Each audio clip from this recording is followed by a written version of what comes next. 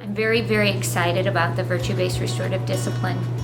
I've always struggled with the word bullying and missing that faith component, and I think Lynn has done a fantastic job of bringing in the virtues and making a very positive language to take back to my faculty and staff, my students, and my parents. It was kind of presented to the student in a different way, not just you've done something wrong, this is your punishment, but about the faith-driven part of it and how they could repair harm and how much better they felt. So I think, as Lynn talks about, it restored their dignity.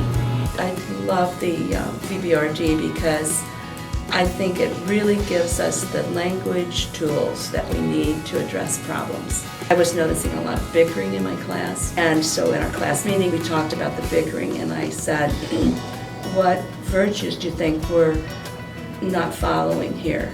And kids were raising their hands right away, kindness, even humility they brought in. I didn't think it would work. I thought it was kind of a pie-in-the-sky type of program.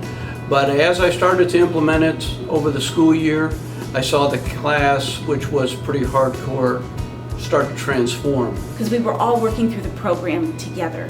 We highlighted a virtue every month. We had it on our announcements. The students wrote about it, or did activities with the virtue. And I think just working together to try and make it a more virtuous school is what changed our climate. Virtue-based restorative justice really helps us prevent bullying. So it really allows you to set goals for yourself and to achieve something. The thing about this virtue is that it's basically includes multiple things. It helps you build your character. At the same time, it helps build bullying because if you have a better character, people will understand you better. And personally, it's just been more effective.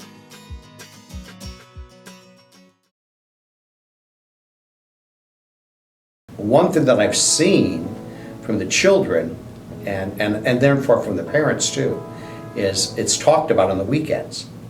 Because we'll bring up, say my homilies on the weekends, I'll bring up about the fact that, we're doing virtue-based education, and that's not just in the school, it's in the home and in the parish. And the parents will talk about that. A lot of times we try to get your families involved, your parents or your grandparents, or we do something for someone in the community. And the week for humility, we decided that we were going to send your parents homework. And they were given 1 week to do their homework. During humility, we had homework for our parents, and they had to share a story about someone in our family or something. Virtue is a way of life. Virtue is a way of living. It's the Christian way of living. And it's just simply bringing God's life and His ways into the things that we do.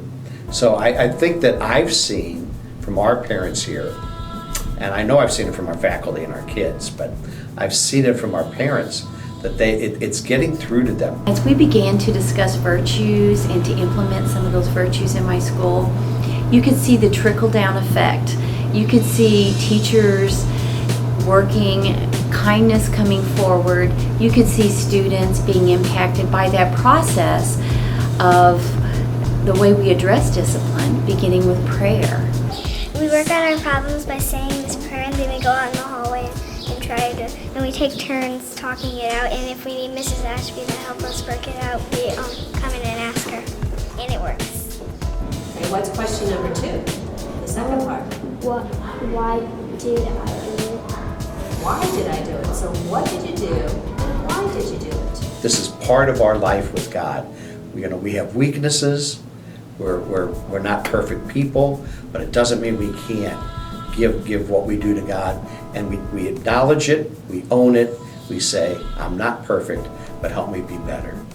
Everybody wanted to go or use the sacrament of reconciliation. Very powerful.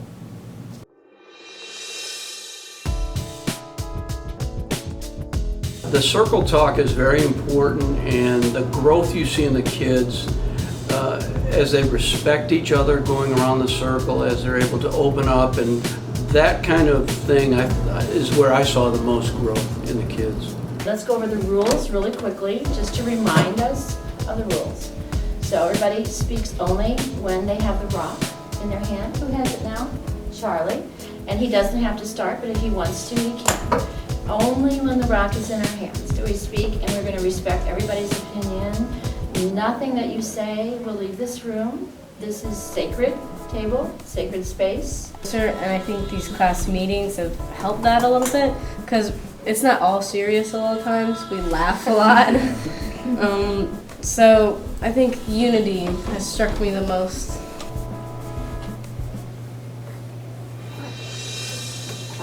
Funny, and Mrs. Brockmeyer, I feel thankful. Claire? Okay, Drew?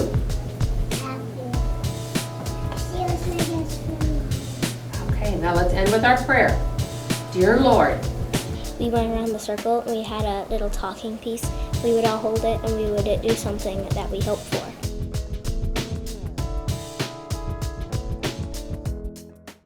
As an administrator, you can't force a teacher to do something they really don't believe in. And I think at the beginning it was slow. They were kind of skeptical as to whether or not this was going to really make a difference.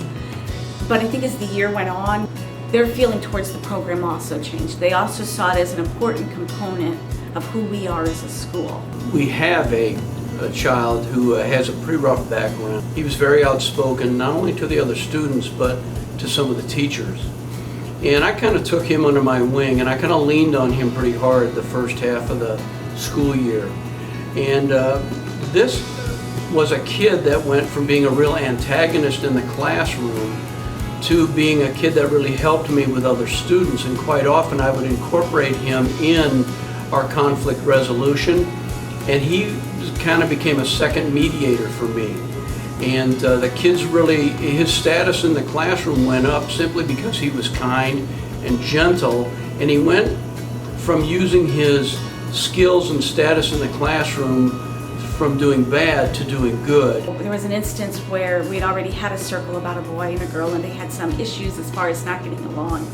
And it talked about how it really had been for years that they hadn't been getting along and that they teased each other, but how that teasing really didn't feel so good. And so we talked about how to change and what they were going to do to change.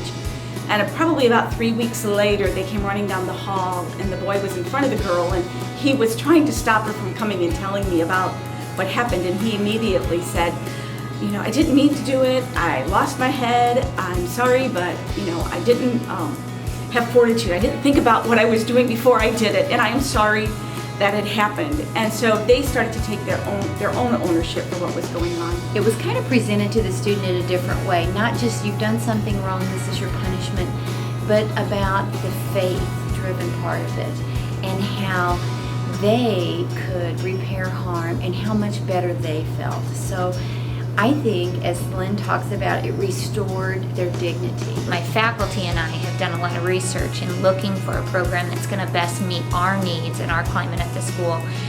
So the virtue-based restorative discipline is going to be something that I think will really be a positive and bring a positive impact on our school. And adding the prayer really impacted the kids, and it helped me too, because I began implementing prayer more in my office. I had been in public school for 31 years. Being able to implement the faith-based part of this, to me, is the best world I've ever been.